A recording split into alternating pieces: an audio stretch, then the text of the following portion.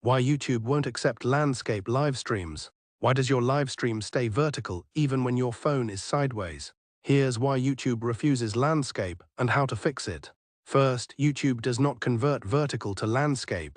Your live stream must already be 16:9 before you go live. If your resolution is 720 times 1280 or 1080 times 1920, YouTube treats it as vertical. Landscape only works with 1280 times 720 or 1920 times 1080. Second, orientation is locked the moment you press go live. If you start in portrait, rotating later won't help. Third, some mobile apps force vertical by default. You must manually switch them to landscape mode.